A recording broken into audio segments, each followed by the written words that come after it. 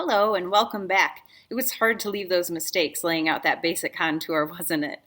Today what we're going to do is step 4 in this process, and that is to refine our contour drawing. This step takes time, and it's so important to take time in this step. I'm going to show you the basics of how I break things down using some strips of paper and using a ruler and just my eye. I'm also going to have you pause this video in multiple spots so that you can go in and learn more about our basic facial features, eyes, nose, and mouth, through a series of videos put together by Stan Prokopenko. His YouTube channel is Proko TV. It's amazing. If you ever want to expand your drawing abilities to a high level, watch everything he does. Such good work. He does a lot of figurative work as well. That's amazing.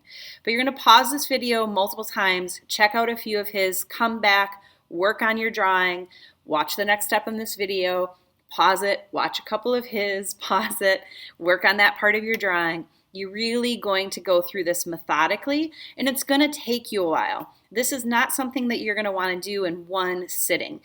Work on it for a while. When you get to the point where you're just kind of tired and you realizing you're not taking the time that you need, pause, put it away, come back to it later, okay?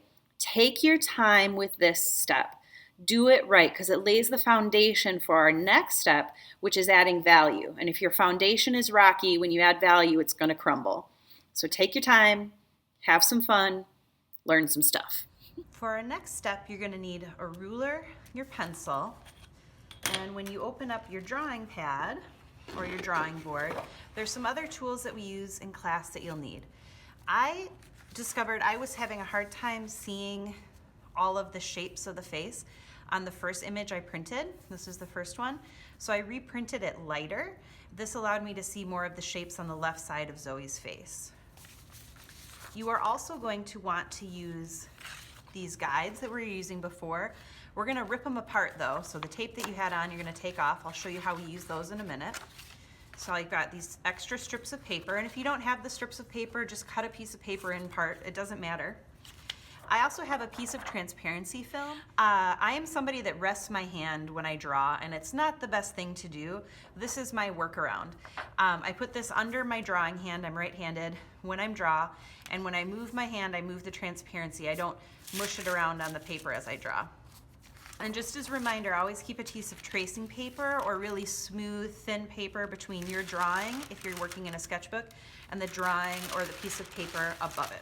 At this point, I'm going to be working on refining my contour drawing. I'm going to use this lightened version of my portrait.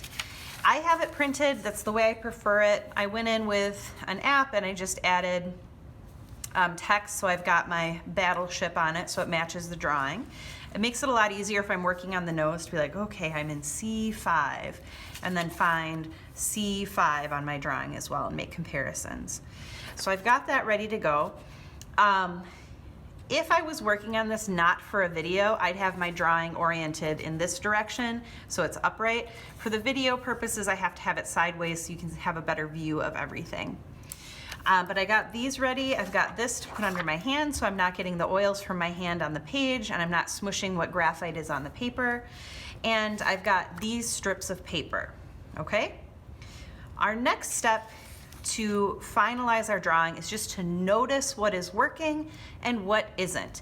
And we want to do that kind of from big to small. So the first thing that I have students do and that I do myself in my drawing is I check angles. This is where I use these strips of paper. So I'm going to take a strip of paper on Zoe's eye on my photograph. I have my photograph in line with my paper so everything's square. I'm going to put the paper strip from corner to corner of her eye. And if you look, you can see the angle that creates on the drawing. Now I'm going to take another strip and I do the same on the paper. I'm going to use my ruler just so you can see it better on camera. So from corner to corner in the drawing, I'm going to check my angle. All right, and if I look, the angle of the paper and the angle of my ruler line up. So I've done a nice job on those angles of the eyes. Now I'm going to do the same thing for the nose. I'm going to do the bottom of this wing of the nose to the bottom of that wing. If you notice, that angle is the same as the angle of the eye, but I'm going to check it against the angle on the page here. Now on this one, you'll notice that my angle's slightly off. If I look at the ruler compared to the paper, the space here is wider than the space here, which means I need to flatten out my nose a little bit. So I need to bring one side up or one side down. So I'm going to make a little bit of mark lightly on my page so I remember to bring up, I'm going to bring up the left side of the nose most likely. I would do the same on her mouth from corner to corner. So I'm going to check all those major lines on the face. Students do some kind of interesting things sometimes when we're drawing these portraits. I'll show you in this sketchbook. If we assume that the human face is a basic oval, which it is not just a basic oval, but that's, you know, the gist of it. We have a center line on our face that runs right down the middle, and our nose is on the center line, our eyes balance off of it. Our eyes are about halfway down, and they go straight across. They're perpendicular to the center line. Nose, same thing, perpendicular to the center line, about halfway down from the eye line, and lips around halfway between nose and chin. Again, perpendicular to the center line. When our faces get tilted, and Zoe's in this photograph is slightly tilted, so if I'm going to tilt my oval, assuming we're still looking straight at the eyes, we've got a center line still. The center line runs in the same direction as the tilt of the face, and then the eyes, halfway down, will run perpendicular to that center line, nose and mouth. So the eyes all of a sudden are at an angle, as are the nose and the mouth. Sometimes when students encounter this, they want to do what they're used to seeing. We're used to seeing people's eyes straight in front of us. So they will sometimes draw the eyes, so here's our center line. They straighten out the eyes a little bit, the nose and the mouth. And they'll draw, and this is an exaggeration, but they'll draw the eyes like so, straight across from each other in the right position, and then the nose right here, and then the mouth right here. And if you look, that's kind of a funky face, right? So we've got to learn to avoid that. So make sure that you're angling your eyes correctly, okay? The other error that students sometimes make with an angled face, I'll draw another one here, is they get the angle correct. So they have one eye here and one eye here, but they'll straighten out the eye. So instead of having the corners angled up and down, they'll draw the eyes kind of like this. So the eyes are straight but they're at the right spot, but they just need to take that eye and lift up this corner, pull this corner down, and the same here. And they'll do the same thing with the nose. You know, they should draw the nose sideways like this, but instead they flatten it out. And then they flatten out the mouth too. And that looks kind of funky. So we've got to train ourselves not to do that, and that's why we use the grid. Our brain pulls in a ton of information every second of every day. It's processing what you're seeing, what you're hearing, what you're feeling, your sense of balance, the sense of temperature, a billion different sounds, sights, light, all sorts of different senses. And it has to simplify the information that comes into the brain and focus on what's most important in that moment. And our brain likes to simplify what we see. And when we're drawing, we really have to study something and notice the subtleties and how complicated it is in order to draw it correctly. If you note that you have angles that are off, fix it. Make a note. Remember what's working and what isn't. And what you'll sometimes find, I'm pretty close on the angles, but sometimes my students will do this and their angles on their eyes will be like way off or way flat. Make sure you take a few minutes to kind of redraw those in really, really lightly, okay? What I do at this point is I start working from the top of my drawing down. So I've kind of studied the angles, I've assessed what's working and what isn't, and now I'm gonna start working down my drawing. And I'm gonna start with my hair. What you wanna do for hair is really think about chunking it out. So you want sections. So there's a section here I can see where this chunk of hair overlaps this chunk of hair. So I'm gonna work around in my hair, working on those chunks. I'm still using my graph, But now I'm kind of focusing on connecting lines between sections. I'm focusing on some areas over here that I couldn't see well before. And I'm chunking that hair out into the little sections. And I'm starting to notice a little bit more of the details of how things move. And if I notice that I have a line in a spot that's not correct, then I'm going to move the line. And I'll erase what's incorrect.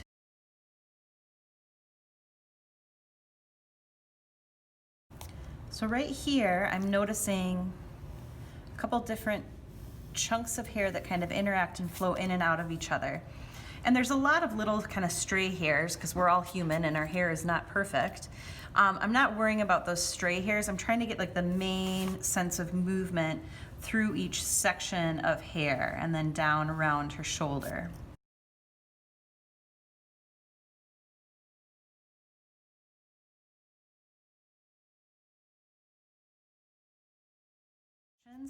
If you can't see where it starts or stops, leave it. If you can't tell what's going on in an area, leave it. Or open up your reference image on your phone or your computer, lighten it up until you can see the edges that you couldn't see before. Now I'm gonna go in and I'm gonna fix up her collar. When you're doing clothing, try to keep it kind of loose and flowing. Don't make it super like hard edge geometric. Because that's really not how fabric flows. Take your time, really study your shirt. A lot of times, you know, when kids are running behind, students are running behind and trying to catch up with stuff, the clothing is where they try to make up their time. And it starts to not look as nice once that clothing is rushed. So take your time on the clothing. Notice the little details. Like there's a seam on Zoe's sweatshirt that runs through here that I'm gonna draw in. And eventually I'll show that it's kind of got this double edge, some sewing on it. Her shirt says Wisconsin. I'm not gonna include that. I think it's a distraction. Remember that in the end, this drawing is your world. You're the artist. You make the decisions about what you include and what you exclude. So I might not draw these little hairs that are curling around her neck here because I think that might be a distraction again. So I'll probably clean up some of that there, tighten this up just a little bit, just to make it read a little bit nicer in the end. All right, now you've noticed what I've avoided, right? The same thing that all my students avoid, the face. And this is where we're gonna really dig into facial features and talk about how different facial features function. And we're gonna use our ruler to help us make sure that we've got things right and in the right spot. All right, I've gone through, I've blocked out the hair, and now I'm gonna work on the eyes. You wanna check that your angles are the same again. Now that we're in this space, you know, you're just double checking some of these things that you've already done, that you've got the right angles.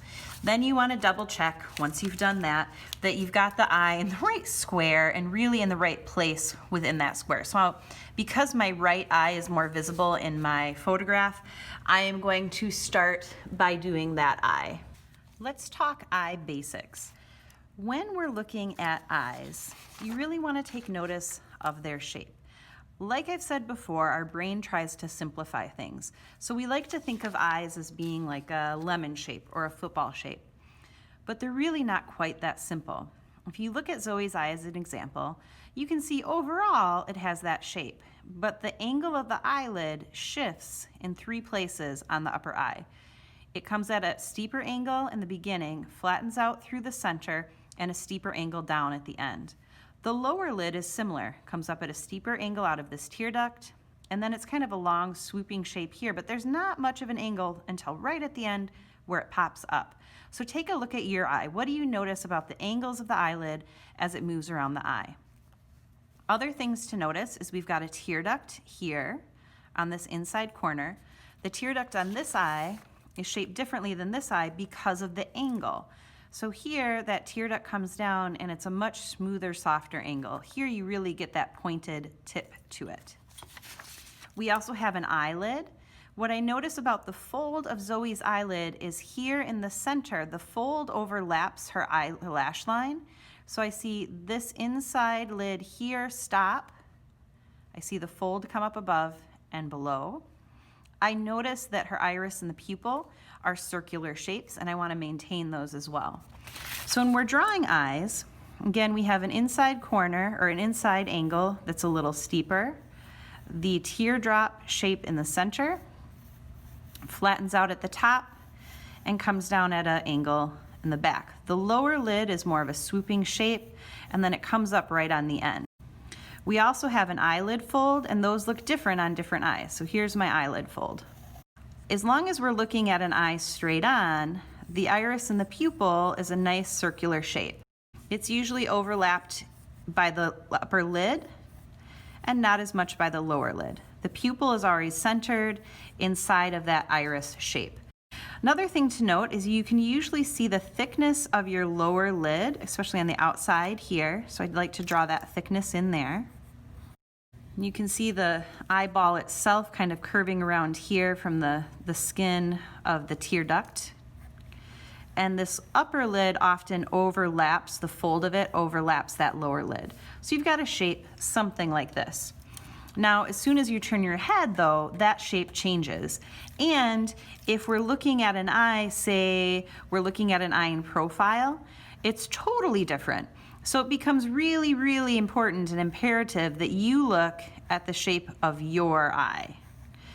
An eye in profile, you're going to see that upper lid overlap the eye itself. You'll notice the eyeball kind of pull back a little bit to the lower lid. That lower lid come up, and you'll really see the thickness of the eyelids coming into play when you're drawing an eye in profile. At this point as well, you'll notice that because we're not looking at the iris and the pupil from the front, they become ellipses or shapes like this, and you'll see the thickness of the lens in front of your iris and your pupil. So if you've got an eye that shifts out of this forward-facing position, you've really got to study what you see in front of you to make that shape work in your piece. Okay? So study the eye, but notice those angles. At this point in time, what I would suggest that you do is pause my video, and I want you to open up 2 videos by Proko TV. It's a great, great drawing channel done by Stan Prokopenko. He has 2 videos. The first one I want you to watch is the structure of the eye, and the second one I want you to watch is drawing the eye. You're going to watch those 2 videos, then come back to this spot in this video. I'll put a link to his drawing facial features list in the comments on this video so that you can find those pretty easily. So open up the structure of the eye, then drawing the eye. It'll really break down the structures even further than what I've done here. Then come back. I'm going to look at where it starts and stops within the square and then the shape itself. This is how I go through and really perfect my drawings. I'm going to use my ruler, and I'm going to start getting very technical. And you can take this as far as you want to take it in your drawing. You can just go by basic measurements. Like I can say the inside corner is 1/3 of the way down, and I can mark this out and I can double check, okay, that's 1/3 of the way. The same with this kind of thing. But if you want to get really particular, you can start doing some measurements. So I'm going to measure some major points. I'm going to measure from my grid line down to the inside corner of my eye. It's at 8 millimeters. Now I've got a 2-inch grid here. So if this measurement is 8 millimeters on my photograph, on my gridded drawing, it's twice as big. It should be twice that number. So 8 times 2 is 16. So if I measure from the top of this line down to the corner of the eye, I should have 16 millimeters. And it is at 20 or 2 centimeters, 20 millimeters, and I need 16, so that inside corner should really be right here. So I'm gonna make a mark there because I know I need to bring that up now. And then I can measure things like this distance and my outside corner. So I'm gonna measure down on my outside corner. And I'm measuring where the inside lid meets the lower lid, inside and lower lid, or upper lid inside meet each other. So right here, that's at 5 millimeters. So I need it at 10 on here because 5 times 2 is 10. So outside corner should be down at this distance, and then I have to measure in. It is at 8 millimeters in from this side. So 8 times 2 is 16. And I need to bring that way in. And I made a mistake here on this drawing, same mistake that I made on my other drawing, and that's I made Zoe's eyes too big. And I'm telling you, that's one of the most common mistakes that I see my students do with their eyes, is they make them far too large. Females in particular, because in our culture and society, it's considered desirable to have a larger eye. So be careful on that. Know that that's a thing that we tend to do. So it's always a good idea to measure. So that's really the distance I should have. I noticed some things like this upper lid pulls down in a way, and now I'm going to start to get really detailed in the drawing of this eye. I'm going to show the inside of that lid. I'm going to show how this upper lid overlaps the lower lid. Drawing in that eyelid fold is really important. I can do some other measurements, so I can measure how wide my eye is. I'm noticing Zoe's eye narrows down a little bit more here than I'm drawing it, so I'm going to bring that down. I'm going to redraw her iris and pupil just a little bit smaller. She's looking near to straight out at the camera, so her iris is circular, her pupil is circular and centered within that iris. Make sure that you center that pupil. That's another issue that my students have, is not centering the pupil or not making these shapes circular or elliptical. Now I'd go through the same process that I just did here for my other eye at this point. So I'd be doing some measuring, double checking distances, and kind of perfecting that eye and then her eyebrow.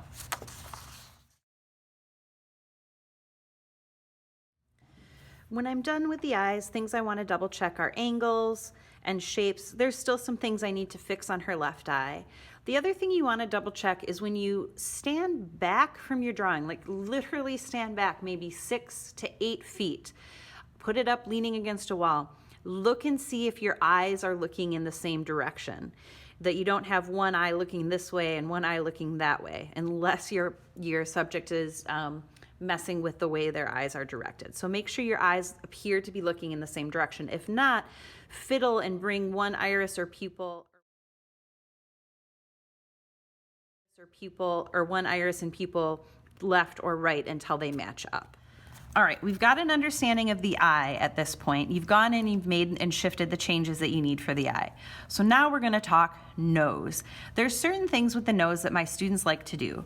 They like to draw the edges of the bridge. Okay, so this is the bridge of the nose. So they like to draw a line here and they draw a line here. Please, my friends, if you were drawing the nose in any position other than in profile, do not draw the bridges. That's all shadow structures, okay? So don't draw the bridges of the nose. Then they like to draw the tip of the nose, which is good, and they draw the nostrils, but they close the nostrils off. So they draw a line at the bottom of the nostril, and then they attach the wings of the nose like this. So this is how I see a lot of students tackle the nose. And there's so many problems with this. So please don't draw the nose in this route. One thing I don't want to ever see is you drawing the edges of the bridge, unless your nose is in profile. That's a whole different story. I also don't want to see you drawing a line underneath the nostril. That's all shadow structure. So if I look at Zoe's nostril here, there's a line here for sure, but that is just a shadow that fades out, okay? The other thing I don't want you to do is pinch the wings. I call these the wings of the nose. You'll learn the technical term when you watch the Proko video, but don't pinch the wings like this. Don't bring that line together and pinch them together. What you want to draw for the nose is a line that shows this bottom edge, so the tip and then this edge of the nostril, this edge of the nostril, and a line to show the edge of the wing where it folds back into the cheek. So your nose would be more like this. I start with the tip, come up into those wings, or into the nostril, the edge of the nostril.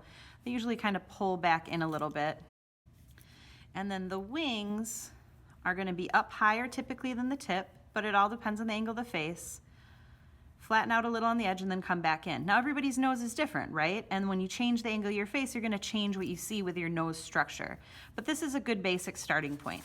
If I look at Zoe's nose, her head's tilted up and away, and you're kind of seeing the bottom structures of her nose a little bit. So when you draw the tip of that nose, you really gotta look at what do you see for the line under the tip, the line around the nostril, the wing on the left side. On the right side, I don't really see much more of the nostril than that, and then the wing here. So her shape is something close to this or akin to this.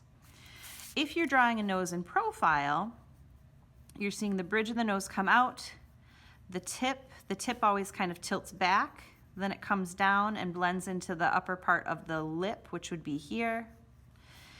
The nostril line is up and above, tucked in from that tip of the nose, and then you see the wing there. So this is a nose in profile.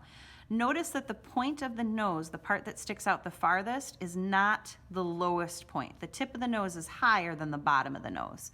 So please pay attention to that, both when you're shading, when we get to that point, and if you draw a nose in profile. So as a quick review, you want to focus on the line that shows the tip of the nose and the nostrils, and don't connect lines if you don't see an edge, okay? And you want to focus on the lines that connect the wings. You're not going to draw a line on the bottom of the nostril shadow, and you're not going to draw a line for the bridge of the nose unless your nose is in profile.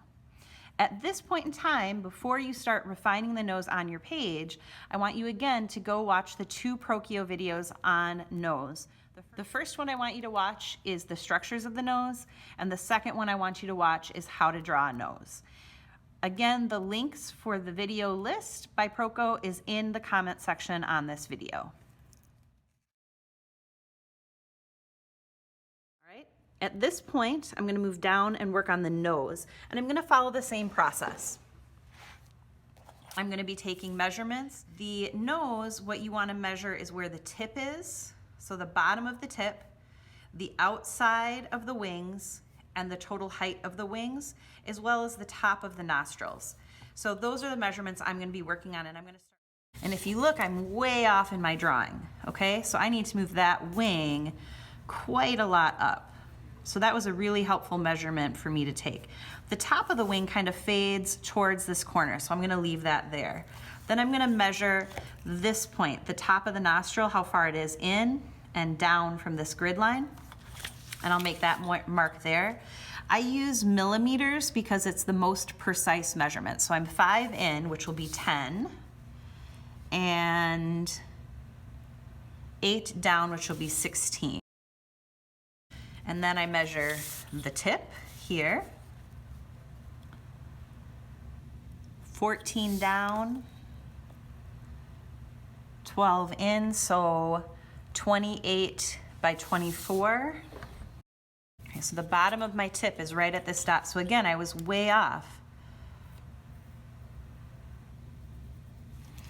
And I'm just drawing the line that I see. You know, use the knowledge that you gained in your Proko video to help you with these things. And I'm gonna do the same with this other wing. All right, now we've got nose, and if you looked, I was way too low on this nose and far too to the left side. All right, let's talk mouths, basic mouth information. Typically, with mouths, students draw the center line like that, and then they draw top lip, bottom lip. And while that looks like a mouth, that's not really what a mouth looks like. What I suggest to students is the first thing they study is that center line. You'll notice things like a little dip here on Zoe's, it dips up and then it comes out and over. So center lines usually have a little bit of a dip in the middle, comes up a little bit, back down, and then comes into the corner. Same thing on this side, comes into the corner. Then I draw my upper lip. Okay, notice there's a little V in here, comes up and swoops down. So I'll do my little V, come up, and I'm gonna swoop down. And this upper lip usually stops before the corner. Another thing to note is you don't want to draw your lip as a hard line. Really, the lip just looks like a different value structure than the skin around it. It is not a hard edge unless you're wearing lip liner. Your lower lip is usually wider than your upper lip. It starts a little sucked in from the corners, a little more than the upper lip, and then it swoops down, flattens out, and comes back up. A lot of the upper or lower lip, is shown in shadows when we draw our shadow structures. But this is basic way to break down the lip. Do that center line first, so pay attention to that shape, the upper edge, and the lower edge. As soon as your head turns away from the camera, however, the symmetry of the lip changes. So this is a lip turned slightly away from the camera. You can see the right side is shorter, the left side is longer. So again, as with everything on your face, pay attention to that reference image. Notice which side is shorter, what is longer, what angle flows through the page. At this point, what I'd like you to do again is pause this video and watch Proko's 2 videos on the mouth. First, the structures of the mouth. Second, how to draw the mouth. Then come back to your drawing and work on drawing your specific mouth on your drawing using that information. The next step is to do the same thing with the lips. So eyes, we did the outside of each wing, the tip of the nose, the top of each nostril. With the lips, we're going to start with that center line and we're going to make a mark where they end, they start and end, and kind of where that middle section is. So I'll make those measurements. And then I'm just trying my best to draw the line, that center line that I see on the photograph that is in front of me. On the left side, it's a little hard to get a sense of that shape there. So I'm just doing the best that I can do in the moment that I'm in. Then I would start measuring the distance of the lips above and below that line, how far the different parts are above the line, how the line moves through space. I can also, if I'm struggling to see something on this image, I can open up the image in my phone and take a closer look there to get a sense of what is right and what isn't, and what's working and what's not, which I might have to do on this side of her face because her lips kind of disappear on me a little bit. I can also use what knowledge I've gained from watching this demo, the Proko demo, and kind of breaking through all of that. So I take things. Then my next step is I need to make some comparisons on my ear and my jawline. I like to measure where each edge of the face comes through the squares and make sure I have those in the right spots, because that's an easy one to see. And it's nice to have some assurance that I've got the face coming through in the right spot.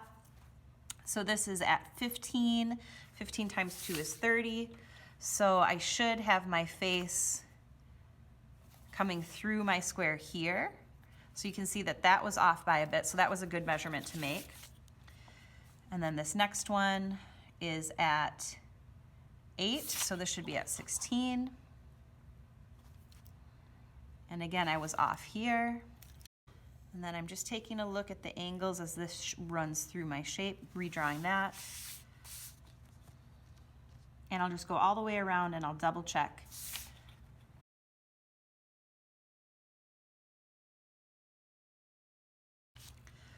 And at this point, I just keep going through and verifying different things. If something looks off, I measure it, I study it, I rework the line.